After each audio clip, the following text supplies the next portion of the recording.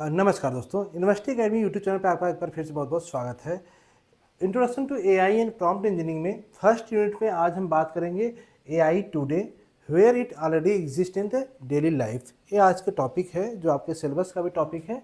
यहाँ पे हम बात करेंगे कि आज एआई कहाँ पे स्टैंड कर रहा है। तो अगर आज के डेट में देखें तो हर स्टूडेंट कहीं ना कहीं एआई का यूज़ करता है, लेकिन कौन से एआई कहाँ पे यूज़ कर रहा है, वहाँ पे एआई है या नहीं है, इसी को अंडरस्टैंड करने के लिए हम एक एग्जांपल से समझेंगे यहाँ पे डायग्राम के थ्रू कि कौन कौन से एआई आप यूज़ करते हैं। हालांकि वो कैसे वर्क करता है इसका टेक्निकलिटी डिटेल आगे आएगा, लेकिन अभी हम यहाँ पे बात करेंगे केवल एआई की कौन कौन से एआई हम यूज़ कर रहे हैं जो कि आप डेली लाइफ में यूज़ करते हैं। अगर हम सबसे पहला एआई देखें तो आप डेली एक तो गूगल मैप का यूज़ करते होंगे, गूगल मैप्स का यूज़ करते हैं, वहाँ पे भी एआई कंसेप्ट है। ध्यान से हम एआई इसलिए कर रहे हैं कि कहीं ना कहीं एआई जो एक बिगर पार्ट है, एआई में ही मशीन लर्निंग आता है, मशीन लर्निंग ही एआई का सबसेट है और डीप लर्निंग भी मशीन लर्निंग का सबसेट है। तो कहीं ना कहीं एआई के पार्ट में मशीन लर्निंग डीप लर्निंग आता है, इसलिए हम एआई का ही नाम ले रहे हैं। तो गूगल मैप का यूज़ करते हैं। गूगल मैप किस लिए करते हैं? जनरली आप रूट प्रिडिक्शन के लिए करते हैं। प्लस गूगल मैप में आपको आपका प्लेस भी दिखा देता है, कहाँ पे पेट्रोल पंप है, कहाँ पे रेस्टोरेंट है, ये सारी चीज़ भी वहाँ पे आपको दिखा सकता है। नियर बाई आपको कौन कौन सा इम्पॉर्टेंट प्लेस है वो भी गूगल मैप पे प्रेडिक्ट करके दिखा देता है। तो यहाँ पे एआई का रोल एक तो आप ये यूज़ करते हैं। दूसरा, अगर आप देखते होंगे तो नेटफ्लिक्स या स्पॉटिफाई पे अगर आप म्यूज़िक सुनते होंगे तो वहाँ पे रिकमेंडेशन सिस्टम काम करता है। रिकमेंडेशन सिस्टम क्या करता है कि जैसे नेटफ्लिक्स में आपका ओपन करेंगे तो आपके चॉइस के बेस पे जैसा आपका इंटरेस्ट है उसी टाइप के वीडियोज़ या मूवीज़ आपको वहाँ पे शो होंगे।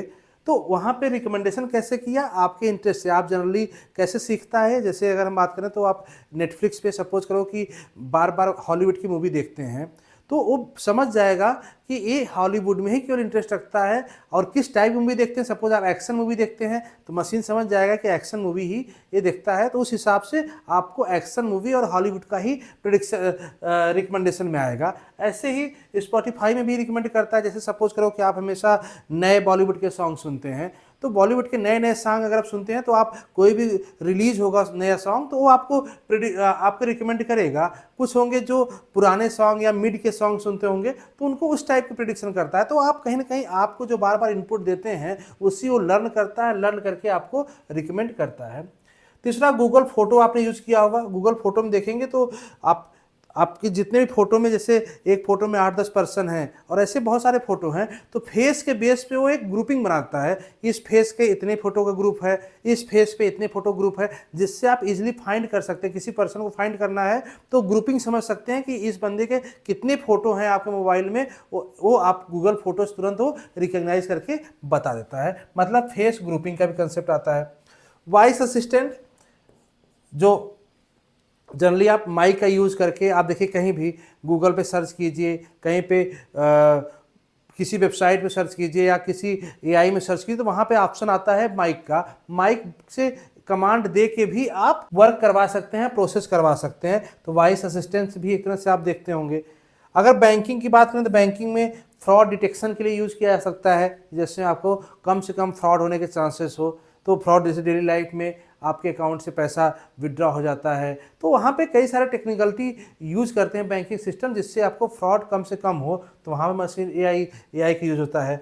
जीमेल में अगर आपके पास जीमेल का अकाउंट होगा तो आप जानते होंगे वहाँ पे कुछ ईमेल आपके इनबॉक्स में आता है, कुछ स्पैम में जाता है। तो वहाँ पे जाहिर सी बात है कि आर्टिफिशियल इंटेलिजेंस लगा हुआ है, जहाँ पे वो ईमेल को फिल्टर कर देता है कि ये स्पैम कैटेगरी में जाएगा और ये आपका इनबॉक्स में आएगा। तो स्पैम वाले में जनरली आपके बहुत सारे अनवांटेड ईमेल्स आते हैं जगह जगह से, जो इसमें प्रमोशनल हो सकते हैं या फिर कोई अनरिलेटेड मेल हो सकते हैं। उस तरह की मेल आपको स्पैम में डाल देता है वो कभी कभी। लेकिन कभी कभी कुछ ऐसा होता है कि कभी कभी इंपॉर्टेंट मेल भी है जो गलती से, क्योंकि जीमेल का मशीन ही काम करता है वहीं, तो वहाँ पे हो सकता है कोई फिल्टर नहीं कर पाता, तो आपका जो आने वाला मेल है वो गलती से भी स्पैम में चला जाता है। इसलिए कभी कभी कहा भी जाता है, आप जानते होंगे, कि मेल आया है आपके पास, आप एक बार स्पैम भी चेक कर लो, हो सकता है स्पैम में चला गया हो। तो स्पैम फिल्टरिंग के लिए होता है। सोशल मीडिया में आप देखते होंगे एआई के यूज़ के लिए फिल्टर्स लगते हैं। फिल्टर्स जैसे आप वीडियो बना रहे हैं, इमेज ले रहे हैं, तो वहाँ फिल्टर्स लगा के बहुत सारे आप वीडियो का फोटो क्लिक कर सकते हैं। ठीक है, रैंकिंग देख सकते हैं, कैसे रैंकिंग, कौन रैंक कर रहा है, कौन नहीं रैंक कर रहा है, वो बताने के लिए सोशल मीडिया में सिस्टम लगता है। जैसे कोई आपका वीडियो है वो ट्रेंडिंग में आ रहा है, तो ट्रेंडिंग में कब आ रहा है, कैसे आ रहा है, वहाँ पे सोशल मीडिया में भी ये एल्गोरिथम लगता है मशीन लर्निंग एआई का, जिससे कि वो आप समझ सकते हैं कि कैसे काम करता है। तो एआई में जनरली ये इतने सारे एरिया हैं जो आपको यूज होता है। इसके अलावा और भी कोई आपको ध्यान आ रहा तो कमेंट बॉक्स में ज़रूर बताइएगा कि और कहाँ कहाँ आप एआई का यूज़ करते हैं। देखिए एग्जांपल वही यहाँ पे है, उसका डिटेल यहाँ पे लिखा हुआ, जैसे गूगल मैप मैंने बता ही दिया। ठीक है, ट्रैफिक पैटर्न भी देखने के लिए क्या यूज़ करते हैं गूगल मैप्स, अगर किसी रूट पे ज़्यादा ट्रैफिक है, किस पे कम है, ये भी बताता है Google map. Spotify, YouTube, Netflix recommendation engine करता है, आपका ज़्यादातर जो वीडियो देखते हैं उसके लिए होता है। गूगल फोटो मैंने बता ही दिया। ठीक है, वॉइस असिस्टेंट जैसे आप देखेंगे सीरी, एलेक्सा, गूगल, ये सब वॉइस असिस्टेंट। आप आईफोन में देखो तो हे सीरी करके बात करो तो आप उससे आपका प्रॉपरली कमांड लेता है। ऐसे ही एलेक्सा है, आपके घर में डिवाइस होगा, आप एलेक्सा से कोई कमांड दे के म्यूजिक चलवा सकते हो, टाइम पूछ सकते हैं, कुछ आज का न्यूज़ सुन सकते हैं, कुछ भी आप इसको कमांड दे के बोल सकते हैं। तो ये वॉइस असिस्टेंट की तरह आपके काम कर सकता है। ऐसे गूगल असिस्टेंट भी आता है। ठीक है, इंस्टाग्राम, स्नैपचैट, फिल्टर्स आपको पता है कैसे करता है। ठीक है,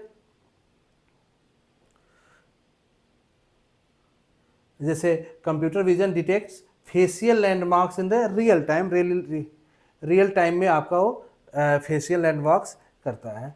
जीमेल में मैंने बता दिया, ईमेल फिल्टरिंग के लिए होता है।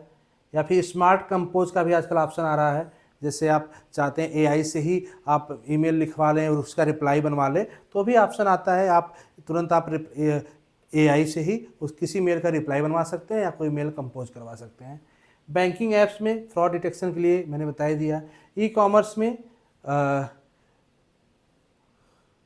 ई कॉमर्स साइट पे जैसे अमेजन और फ्लिपकार्ट पे, यहाँ पे देखेंगे तो रिकमेंडेशन आपको प्रोडक्ट भी रिकमेंड करता है। आप किस टाइप की शॉपिंग करते हैं, आपको उस तरह के प्रोडक्ट को बार बार शो करेगा दोनों। और उसकी प्राइसिंग भी कभी कभी डायनेमिक कर देता है। जैसे अभी आप देखेंगे, देखो कुछ रेट अलग दिखाएगा, 2 दिन या 1 घंटे बाद देखेंगे तो आपको हो सकता है अलग प्राइस दिखाए। तो इस तरह से डायनेमिक प्राइस भी ये करता है रिकमेंडेशन सिस्टम में, जिससे कि कंपनी को भी बेनिफिट हो, आपको भी बेनिफिट हो।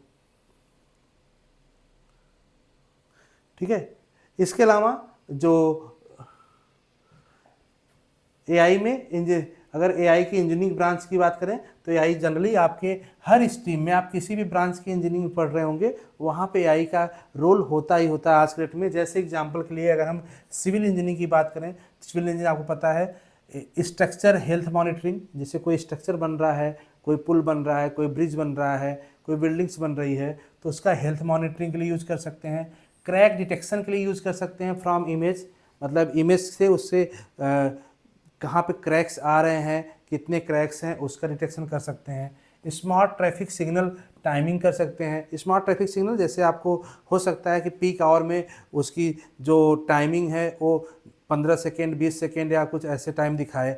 हो सकता है आपका पीक आवर नहीं है या ज़्यादा ट्रैफिक नहीं, तो उस टाइम फ्री दिखाए रूट। तो इस तरह से स्मार्ट ट्रैफिक सिग्नल भी हो सकता है। मैकेनिकल इंजीनियरिंग में क्या क्या हो सकता है, मेंटेनेंस ऑफ मशीन्स के मेंटेनेंस में हम लगा सकते हैं एआई कि कब मेंटेनेंस रिक्वायर्ड होगी, कब नहीं होगी, ये डिटेक्ट करना। ठीक है, डिज़ाइन ऑप्टिमाइजेशन, कोई भी ऐसा डिज़ाइन बनाना जिससे कि ऑप्टिमाइज मशीन आपका बन पाए। रोबोटिक्स आपको पता है, रोबोट के फॉर्म में कोई भी मैकेनिकल डिवाइस बना सकते हैं जो कि विदाउट ह्यूमन इंटरवेंशन के काम करे। इलेक्ट्रिकल इंजीनियरिंग में स्मार्ट ग्रिड हो गया, फॉल्ट डिटेक्शन हो गया, ये आप यूज़ कर सकते हैं यहाँ पे एआई के लिए।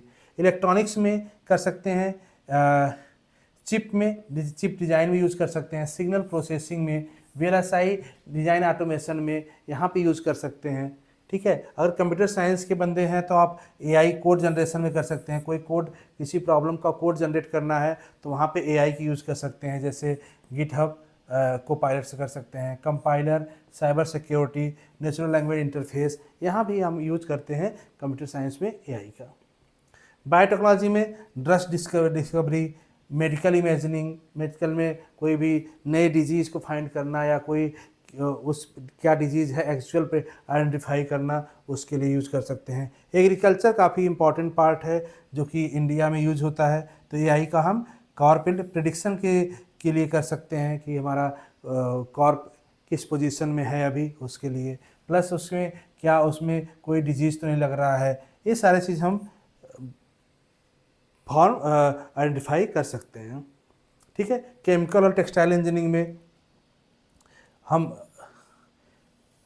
Quality control, AI detection, defect detection या फिर प्रोसेस ऑप्टिमाइजेशन, इसमें भी काम कर सकते हैं। ध्यान दीजिए कि हर ब्रांच का, जिस ब्रांच में आप होते हैं वहाँ पे एआई का रोल कहीं ना कहीं ज़रूर आपको दिखाई देगा। तो इस तरह से आप ब्रांच वाइज भी कर सकते हैं। अगर आप अपने ब्रांच के होंगे तो ज़रूर 4-5 और एप्लीकेशंस आप सर्च ज़रूर करना। सर्च करके कमेंट बॉक्स बताना कि आपके एरिया में, आपके फील्ड में और कौन से एआई हैं। ठीक है, कहाँ पे एआई लग रहे हैं। अगर हम कुछ केस स्टडी की बात करें एआई के लिए, तो यहाँ पे जैसे सबसे पहला case study chat GPT large language model and large language model. इसका केस स्टडी मतलब कि आपको बताना, आपको समझना है कैसे काम करता है, कैसे हम जो आंसर करते हैं, वो क्वेश्चन करते हैं, वो रिप्लाई करता है। तो लार्ज लैंग्वेज मॉडल एक लार्ज कैटेगरी है जिसके अंदर में ही चैट जीपीटी आता है, जितने भी एआई आते हैं, जेमिनी आते हैं, ठीक है, को पायलट आता है, आपका क्लाउड आता है, ये सारे आपके लार्ज लैंग्वेज मॉडल के ही अंदर में आते हैं। हालांकि चैट जीपीटी की यहाँ बात कर रहा है, तो चैट जीपीटी में जनरली आप देखेंगे कि जब हम कोई क्वेश्चन आंसर करते हैं तो वो रिप्लाई करता है। अगर आप देखेंगे कोई स्पेलिंग गलत लिख देते हैं तो भी करेक्ट कर देता है, कोई सेंटेंस ग्रामेटिकल गलती है तो भी करेक्शन कर लेता है, अंडरस्टैंड कर जाता है कि आप कहना क्या चाहते हैं। तो यहाँ पे क्या होता है, जनरली जो चैट जीपीटी है इन सब की ट्रेनिंग बहुत लार्ज डेप्थ ट्रेनिंग हुई रहती है। तो ये ऑटोमेटिक प्रिडिक्शन समझ जाते हैं कि इस सेंटेंस के बाद वाला क्या सेंटेंस है, इस वर्ड के बाद वाला क्या वर्ड हो सकता है जिसकी आप स्पेलिंग मिस्टेक कर दिए हैं। तो इसकी ट्रेनिंग का यहाँ पे काम है, जो आपके स्पेलिंग मिस्टेक को, ग्रामर को, आपको क्या रिक्वायर्ड है, एक्चुअली उस पैराग्राफ की क्या मीनिंग है, वो समझ लेता है। तो इस तरह से वो रिप्लाई करता है आपको। सेल्फ ड्राइविंग कार में भी जैसे लर्निंग डेटा लर्न करके चलता है, तभी डिसाइड कर पाता है। जैसे बहुत सारे सेंसर्स होते हैं, कैमरा होते हैं, ठीक है, इंटेलिजेंट ब्रेकिंग सिस्टम है, बहुत सारी चीज़ें आपके कार में आजकल आने लगे हैं। आजकल इंटरनेट इनेबल भी कार आने लगे हैं, जहाँ पे आप उसके लोकेशन ट्रैक कर सकते हैं, आप रिमोट एरिया से उसको लॉक अनलॉक कर सकते हैं। बहुत सारे फीचर आजकल आने लगे हैं। तो सेल्फ ड्राइविंग कार में जाहिर बात है कि इतने सारे फीचर्स होंगे तो उनको ट्रेनिंग की बहुत ज़रूरत होती है, और ये ट्रेनिंग सारे ने रोड पे नहीं होते। ऐसा नहीं है कि कार बन गया उसके ले जाओ रोड पे तुरंत टेस्ट करो। रोड पे टेस्ट इसलिए नहीं होता कि अगर in the case testing fail हुई देन आपको जाहिर बात है मिस हैपनिंग होगा। इसीलिए इनका एक सिमुलेशन, 3D सिमुलेशन बना के वहाँ पे टेस्टिंग किया जाता है। उसके बाद तब वो टेस्टिंग करने के बाद तब वो मार्केट में या फिर इन्वायरमेंट में उतारा जाता है। रिकमेंडेशन सिस्टम मैंने बताया दिया आपको, नेटफ्लिक्स, अमेजन, यूट्यूब कैसे काम करता है। ये हमेशा आपके ही बेस पे काम करता है। जो आपका इंटरेस्ट है, जिस टाइप के आप वीडियोज़ देखते हैं, वो किस टाइप वीडियोज़ को आप लाइक करते हैं, किस टाइप वीडियो को डिसलाइक करते हैं, ये सारा डेटा वो अपने पास स्टोर करता है। ठीक है, कौन सी वीडियो कब पॉज करते हैं, कब आप थोड़ा सा देखते हैं फिर छोड़ देते हैं उस टाइप वीडियो को।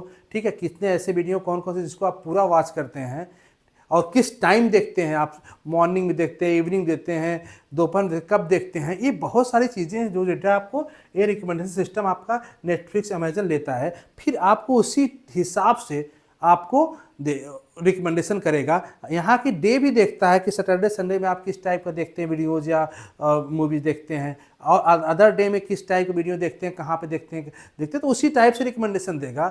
जैसे आपका सैटरडे संडे में आप ज़्यादातर इंटरटेनमेंट की मूवी देखते होंगे, तो हो सकता है इंटरटेनमेंट की यूट्यूब आपको रिकमेंड करे। वर्किंग डे में हो सकता है कुछ आप काम का, एजुकेशन का कोई वीडियो सर्च करते हो, तो हो सकता है आपको वीक डेज में आपको उसी तरह का रिकमेंडेशन देगा उस टाइम।